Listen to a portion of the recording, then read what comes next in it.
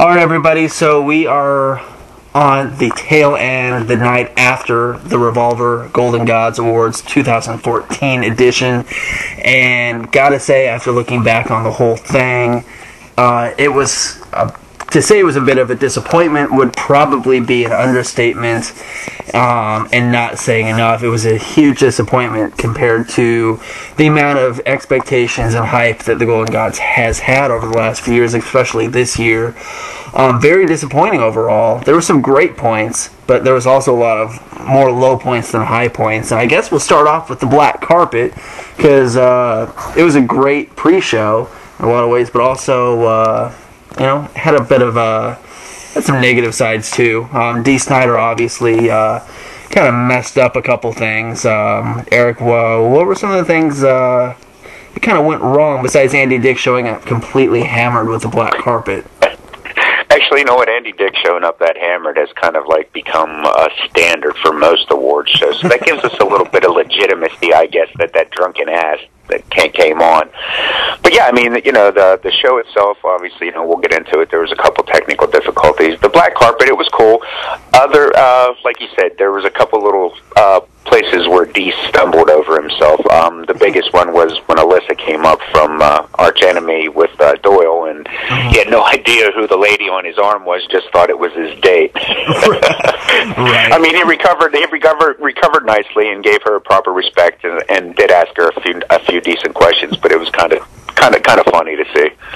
Yeah, another understatement. I mean, come on. I mean, it's Dee Snider. You're the host of a popular radio show, a metal radio show, but yet you don't know anything about Arch Enemy. I mean, come on. Yeah, I mean, it's not like they're an up and coming band that this is their first album. They've been plugging at it for 15 plus years. They've got many albums to their credit. But I mean, in a testament to Dee, it's kind of like any of us guys. As much as you know about one thing, there's things that you don't know about another. So he probably knows more about the '80s music than current music. Yeah, exactly. If he was quizzing Dee on anything from 1980 to 1990, he'd drive that shit right home. Exactly. And also, the disappointing part for me, not knowing who Herman Eddie, new singer of Suicide Silence, is. Yeah, because that was big news after the passing of Mitch. That was big news. As much so as Alyssa joining Arch Enemy in the last few weeks has been big news. I'm surprised that those things somehow got past him. Yeah, I mean, the question of all questions, asking him if he was in a band before and whether they were a national band or an unsigned band. The dude was in All Shall Perish. They're not exactly a small band. I mean, how do you not know this stuff? I mean, at least do your research about who's going to be performing, on the show. So right. They were scheduled to play that night. Everybody should have done a little bit of homework. Yeah, and I think he actually asked them if they were playing later on. You know what? I don't recall. It is possible because when you're on the carpet like that, things happen kind of in an instant, and you just got to go with it. Right. But yeah, moving on to the actual show. There's a couple other things that happen on the black carpet, but obviously not hugely important. Yeah, that's not the main focus of the evening by any means. Moving on to the show itself, which may have been one of the most unorganized. It was plagued by technical difficulties all the way through. It was executed kind of poorly. At a certain point, it got to the by the time Guns N' Roses had taken nearly 20 minutes to get things going, you were kind of fed up by then. And it's a shame because you look so forward to this award show every year. This is our thing. This is us. This is us trying to make ourselves more legitimate. And then when we execute it like that, it makes us look bad. Well, I mean, the show did start off really well. Manson opening the show. Yes. And Slayer, come on, man. With the surprise Slayer set of all things. Yeah, and you even got Implode in there. You got something new, so that was awesome. I mean, great way to open up the show, and unfortunately it was kind of downhill from there. Yeah, because right from there it went to the Best Vocalist Award, which went to Mr. Josh Homme, and I'm still taken a little back by that, considering the other names on that list. Yeah, I mean, you know, and the performances were good performances, but it seemed like nobody knew who was going to be performing when, because the bands took about 5 to 10 minutes to get out, to come on stage, and then start. You know, it was almost like they were doing sound checks either during the announcement or after they were being announced. It didn't seem like any of the bands were ready to play for the most part. Yeah, it wasn't even just the live bands. It was the people at the podium missing cues as well. There were several times when the announcers would say, and you know, coming to the stage now, and like you say, a couple minutes later, they finally come to the stage. Mm-hmm. They even rehash the announcer bit again. You're like, what? Yeah, you did that twice? And perfect example, Carmen Electra and Tony Hawk got announced 2 or 3 times. Yeah. And the intro music to their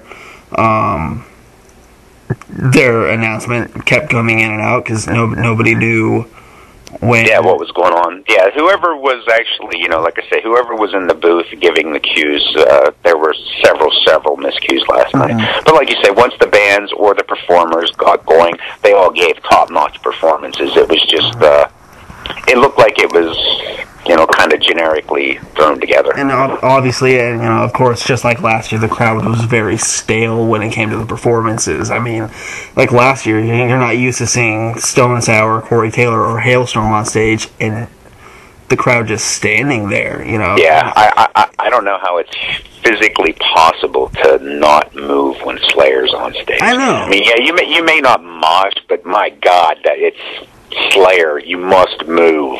It made A Day to Remember look like an amateur band because there was no crowd reaction for A Day to Remember's set whatsoever. I mean, just dead silence. And its set, as their set was excellent. They were great. It really was, but it just, you know, if you didn't know anything about ADTR or the Pretty Reckless, you would think that nobody knew who they were or that they weren't popular.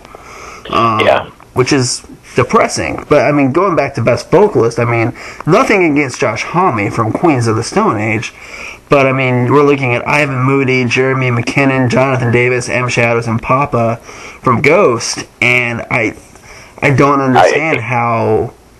Yeah, he was the real dark horse on that list for me. I mean, definitely. I'm glad I didn't put any money down on that one because I'd have lost big. Yeah, I mean, I expected Papa or M. Shadows or even Jonathan Davis to win that one. I can see Ivan easily winning that, but not. I mean, well, too, Queens. I mean, when it's the Golden Gods for hard rock and heavy metal, Queens to me is more of a stoner rock band than a hard rock or a metal band to me. Exactly. Rob Zombie won Best Live Band. There's kind of a no-brainer there. Anybody who's seen Rob Zombie live, you know, you're an idiot if you.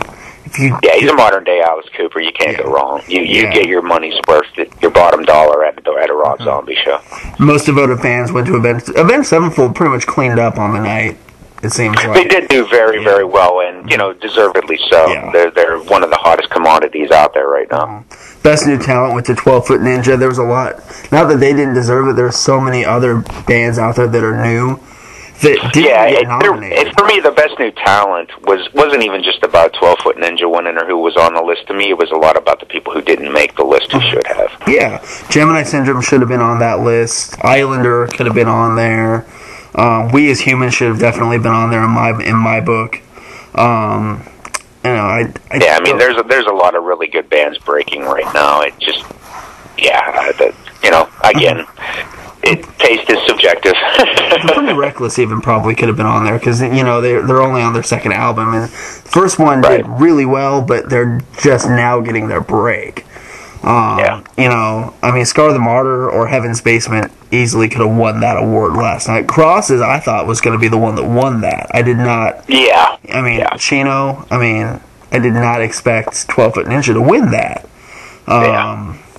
But Comeback of the Year is the one that... Yeah, that there is going to be my new Jethro Tull beating Metallica thing. Yeah. That's... And that's nothing against Deep Purple because I love them. I buy every album, and the fact that Ian Gillan is back in the band to me makes them just all the stronger. But come on, compared to what Sabbath did this year, you gotta be kidding me. And just look at the reaction from Black Sabbath's reunion compared to Deep Purple's, coming back. Nobody, for the most part, paid attention to Deep Purple coming back. Everyone was all over Black Sabbath. Yeah, I mean, it was on the cover of pretty much every music publication across the board. Yeah, I mean, they had to do a second leg of their North American tour right now, a short one, but still, just because there's so much demand.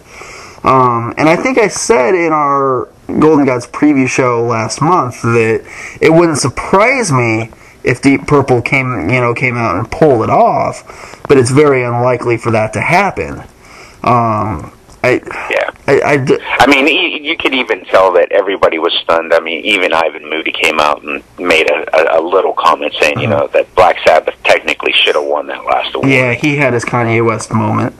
So, I mean, it's just, it's about as much shock as there was when the Undertaker's streak was ended at WrestleMania last month.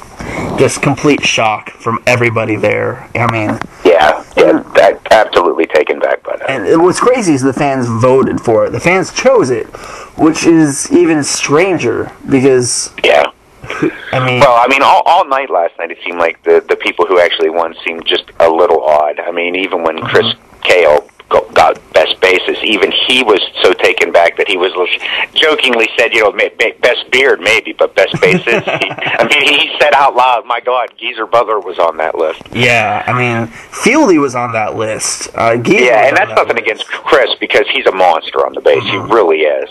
But yeah, that was a really tough category last night with Paul Gray passing and everything, and even poor Billy Sheehan stumbling over that. Paul Gray did not win the award. Yeah, like I say, the evening had it stumbled. Oh my God, it was just. The one that I do somewhat agree with was Aaron from Avenged Sevenfold winning Best Drummer. Because everything that kid had to step into in that role with Avenged Sevenfold to even come close to meeting expectations, he deserves to win that award. Chris Adler wasn't nominated for Lamb of God or anything. He was nominated for Protest the Hero. Exactly. Mark Portnoy, great drummer. He's not in Dream Theater anymore. Vinny Appice, it would just been weird to see him win an award for Kill Devil Hill when he's not in the band anymore. Yeah. I almost kind of wanted that to happen just to see what the reaction would have been. But I guess the other huge surprise was Pierce the Veil winning Best Film and Video. Yeah, being up against the Lamb of God film and the Metallica, that one was another one that kind of stunned me. I think they were even surprised at that. I mean, they beat Metallica and they beat Behemoth. I mean, they beat Lamb of God with how much excitement was around that and the situations around that documentary. I mean, I'm shocked that Pierce the Veil won that award. Yeah, unfortunately, the night's voting came across to me like the fans were lazy. They really didn't get out there and vote, and it came off like an American Idol vote. Yeah. Or any other of those damn singing competitions. When the vote is left to the people, the wrong people get chosen. Yeah. So. I mean, Song of the Year, I do agree with Lift Me Up by Five Finger Death Punch winning that one. Hollow could have won it, Hail to the King could have easily won it, but Lift Me Up is a great song. And anytime you got Rob Halford on a song, it's going to win some awards. I mean, Most Dedicated Fan, Most Metal Athlete is an award no one really even cares about at all. Not really. Who cares? Dimebag Darrell, Best Guitarist, presented by Zach Wilde and Ace Frehley.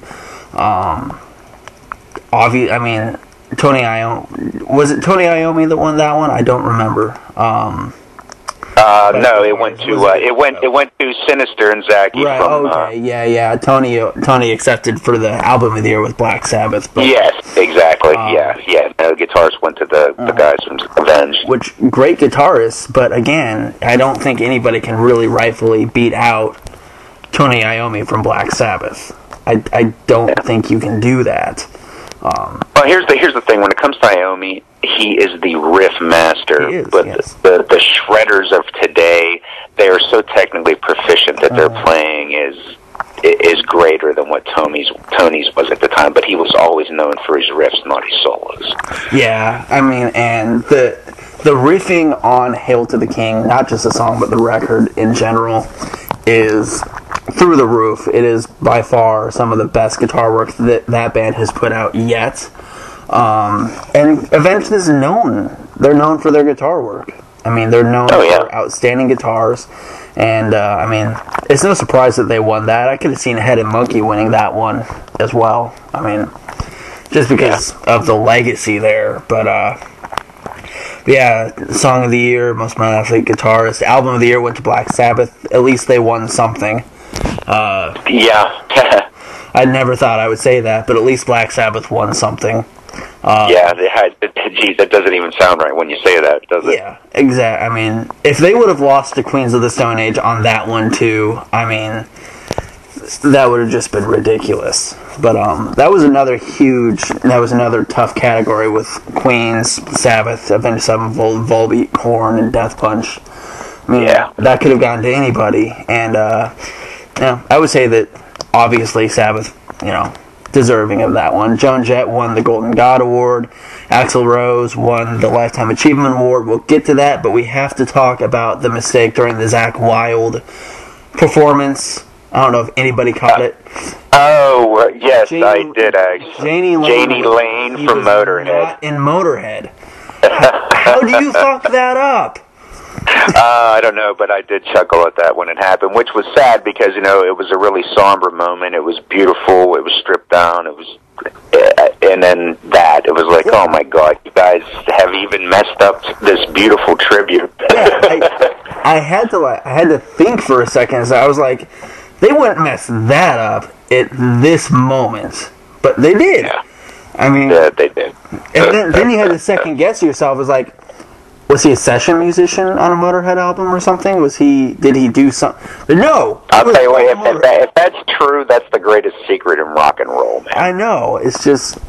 But that was, outside of the Slayer surprise performance and the Marilyn Manson speech, which was very fitting for Marilyn Manson to give, that, mistake aside, that Zakk Wylde performance was... It crushed. Yes, it was good. Outstanding. Highlight of the night besides Slayer, by far, hands down. It was... Well, I'll tell you what, man. The Suicide Silence performance, too. Much credit to those guys, even the new lead singer. They did an amazing job. Yeah, I did finally get to see that. Unfortunately, I kind of passed out waiting for Suicide Silence to take the stage, because they took 15 minutes. Yeah, everybody had problems whenever they took the stage. Even when Joan Jett played, Taylor came out and sang the one song with her, and for some reason they did it twice. I'm not exactly sure why that was. There's so many mistakes. I don't get. Yeah, it was funny. Yeah, I mean, all those great performances and little mistakes, and then the band that got the most time to play was Guns N' Roses, and that was the poorest performance of the evening. Yeah, I mean, they played, and that's no reflection. Yeah, that's no reflection on the band. They did 9 songs, played for almost a full hour. Mm-hmm. The band was fucking amazing, solid as a rock. Axl's voice was just not good. And that, please, everybody, don't come bashing us like the Adam Lambert fans, for God's sake. I'm not saying I dislike Guns N' Roses. I love Guns N' Roses. But to see a band throw down that well, to have the singer come out and be so off that it actually took their performance and lowered it to what almost came off like a bad cover band of themselves. It was sad. Yeah, I mean, and going back to Axl getting the Lifetime Achievement Award, I could see him maybe getting the Golden God Award, because he did do a lot as far as vocalists go when he was in his prime. And there's no denying that when he was in his prime, he had one of the best voices in all of metal and rock. There's no denying that. But the Lifetime Achievement Award, the man took almost 20 years to make one album. And it really wasn't that good. And it was... Again, Guns N' Roses fans, calm down. I love Guns N' Roses, but Chinese Democracy was just not good. I found Chinese Democracy at Dollar Tree one day. That's how good that album is. Yeah, exactly. And you know, the title track was decent. There's some good moments on it, but I mean, had Guns N' Roses original lineup stayed together, and had they consistently put out music as good as Appetite or Spaghetti Incident or, you know, any of the original lineup records, I would agree with him getting the Lifetime Achievement Award, but he has done so much to tarnish the legacy of that band, and he has the worst reputation of any frontman in metal. Oh yeah, even last night you got a little taste of it. I mean, all the bands had a 5-minute space where they were getting their stuff together, but it was literally 20 to 25 minutes waiting for Guns N' Roses to hit the stage. The whole time the band was out there noodling around. Yeah. No Axl. Yeah, I mean, and he had... Yeah, you receive a Lifetime Achievement Award that is under the name of Ronnie James Dio, one of the most highly regarded musicians of all time and one of the most decent human beings, and you take his name and even sully it by acting that way. I mean, and not even 45 minutes before that, he accepted the Lifetime Achievement Award. It'd be one thing if he accepted the award at the beginning of the show and then went backstage and had to sit back there for the whole show. Yeah. No, he walked right over to the stage. Yeah. That's the thing. He was right there. He could have stayed on the stage. Yeah. Why? Does he do... Yeah, so that they can mess with the sound for 20 minutes for him to still sound bad. It's like, does he do this stuff on purpose to fuck with us? I mean... I'm starting to make the whole thing of it is I don't think he really cares about the fans much anymore. If he did, he would put the band to rest and quit bastardizing the name Guns N' Roses. Yeah, I mean, his speech was extremely short as well. It was maybe 25, 30 seconds long. If you're going to accept a Lifetime Achievement Award, talk for at least a couple minutes about what it means to you to have that award. You know, I would love to see Corey Taylor get the Lifetime Achievement Award just because when he won the Best Vocalist last year, you could see how much that meant to him.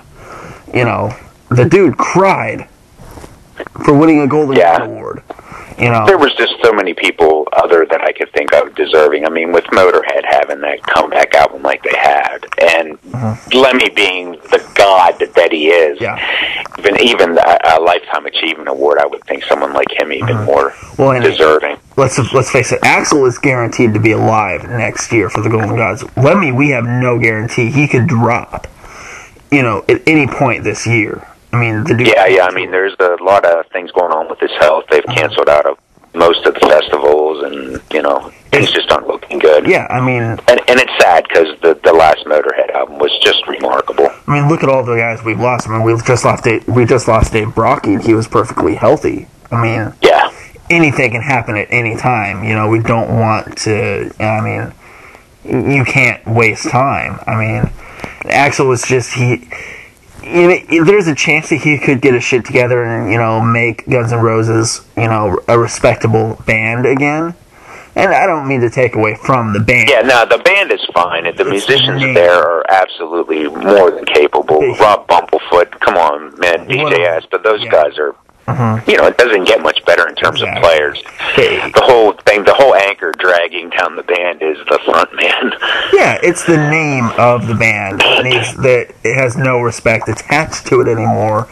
They're basically the Lynyrd Skynyrd of metal. You know, the only people that get excited about seeing Guns N' Roses are the ones that can't let go of the fact that it's just the singer, and they just want to see the singer sing the songs. They don't care who else is in the band. Just like Skynyrd, great band. They're still very good live, and the legacy is through the roof. But it's not Lynyrd Skynyrd anymore. You know. I'm very curious to see when the show re-airs in May. Obviously, the edits and everything and the miscues will be fixed. And performances will be cut back. Everybody was playing 3 songs. They'll be lucky if they show 1. You know what I mean? Guns N' Roses played almost an hour. Did a pretty long set. I'm curious to see, as bad as it was, how much they're going to cut that out, or if any of that performance will air. Well, I can't believe that Axl's not on his high horse already, blaming the place and the sound guy and blah blah blah. And you know what I mean? Yeah, they'll air at least 1 song. I mean, they would have to. With him winning the Lifetime Achievement, they were the headlining band, just like Metallica was last year. You know, they would have to air at least 1 song, I would think. Definitely they won't air all 4 hours of it. I guess my point is when even the diehard fans see that and hear that his voice clearly has suffered over the years, I think that will greatly affect their continued success, even as a touring unit. And it should, but there's always going to be those fans that they don't care. Yeah.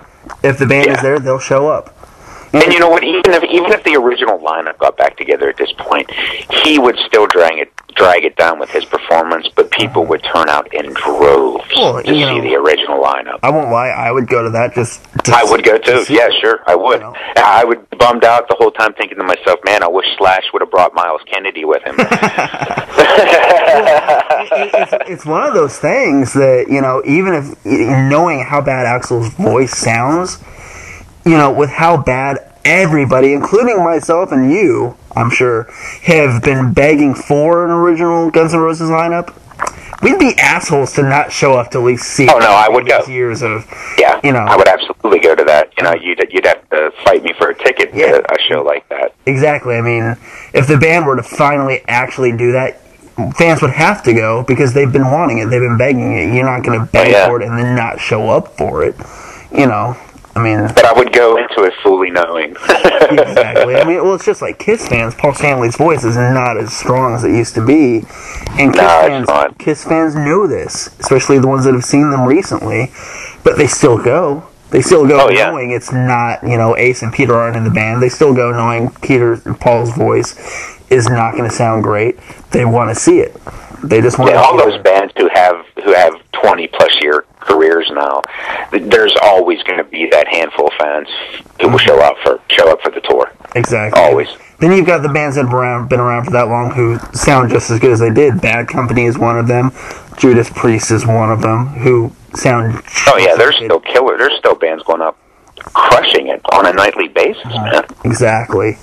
But yeah, I mean, looking back at the Golden Gods, you know, I have to say I'm pretty disappointed in the overall, you know, product of this year's show. Last year was so good in so many ways, and you know, you almost have the feeling that, you know, they're so close to it being seen as a legitimate awards show and something. I mean, for something that many technical difficulties last night is going to really hinder us getting that full regard, like you say, as a legit show. Well, I mean, the other thing is there was so many commercial celebrities as presenters. You know, there's no reason to have Tony Hawk and Carmen Electra present an award. There's no reason to have Nicolas Cage present an award at the Golden Gods. Yeah. Have more metal artists, have more bands present. It's our award show. If we wanted them to present, we would call it the Oscars. Yeah. You know, or the Golden Globes. It's the Revolver Golden Gods Awards. It's the Metal Awards. You know, I mean, obviously, yeah, they did that probably to get some commercial attention and publicity. And, you know, you saw it at you heard it on the Black Carpet pre-show that there were some actual mainstream media people there covering it, and that's probably because you had Nicolas Cage and all these celebrities. The chick from NCIS was there, you know, or whatever show that is. I don't know exactly. Yeah. I don't either. I just know her name's Polly Perrette. Yeah. She's hot, I know that, but... Yeah. You know. And you know what? Despite the show's shortcomings last night, as a fan, I'm already rabid for next year's version. I'm rabid. What I mean? I'm rabid. It kills me that there's another 365 fucking days that I gotta wait to see it again. Right. I'm rabid for next year's edition just because they have to put on one just through the roof good to make up for how bad this year was. I mean, yeah, I hope that they go through a better production company next time around. Yeah. I mean, look at the bands that are going to be releasing new music that will be, Hailstorm's got new stuff coming out between now and then. Tool, speaking of Tool, Danny Carey, and, they were there, and they actually seemed like complete assholes when they presented. It seemed a little less than humble when, I fully agree that Danny Carey is one of the most talented musicians out there. He's one of the few drummers who can play different time signatures with his hands and feet at the same time. But when he made this statement that I'm not used to giving awards, I'm used to receiving them, it was kind of like, geez, dude, that was, wow. I saw your head swell a little there. Yeah, a little bit. You lost I almost lost a little bit of respect for Danny Carey. Have some, have some humility, or I mean, especially with Aaron winning that award, the dude deserves that award. And Danny still got to accept the award, still got to accept it because Aaron wasn't there. And the cool thing was when Avenged won the most dedicated fan base, they gave it to the fans, which was very cool to see because they are right. It's not their award; it's for the most dedicated fans. The fans deserve that award. Yeah, so that exactly. was a very respectable move by Avenged Sevenfold, and something that honestly more bands need to do. Well, their class is the reason why they're regarded as the band right now. Yeah. There's a reason for it. They earn that respect because they carry themselves with a certain dignity. And with all of the negativity and criticism towards Hail to the King, they've handled all of that criticism extremely well and very professionally. And it shows their class and shows how mature they have become as a band. Had that negativity come when they were doing Waking the Fallen or City of Evil, I can't say that they would handle it the same way. I think that the Revs passing has really made them grow and taken their maturity to another level. They handle things very well now. And, it's really cool to see a band like that growing as much as they are and getting to where they are. I mean, I remember when Avenged was doing City of Evil and the White Album, and being a mid-bill band, and now headlining everywhere. So when you have Vinnie Paul opening for you, you're doing something right. Yeah. So I remember the first time I heard the Waking the Falling album. I just at the end of it, I thought, wow, what the song structures these guys got going on, and the talent that they have as players. These guys could literally be the next Metallica, and they're right on that track. Yeah, and with how young they were when they made that album too, the talent they had for the age that they were at was you don't see that very often. They were like probably high school age when they made that album, I think. Oh yeah.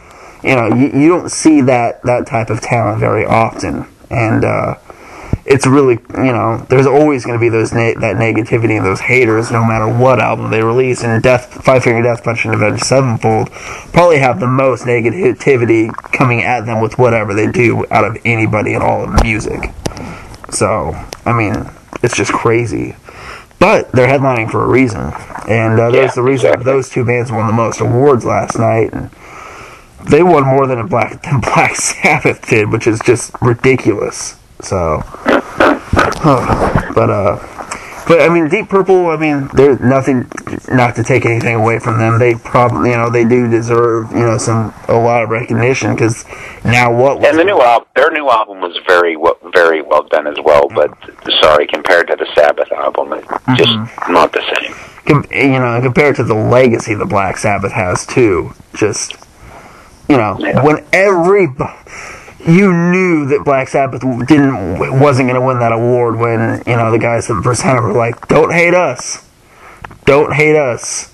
Was not our call. You knew that it wasn't going to be Sabbath. It took me a minute to realize that Black Sabbath is not going to win this award.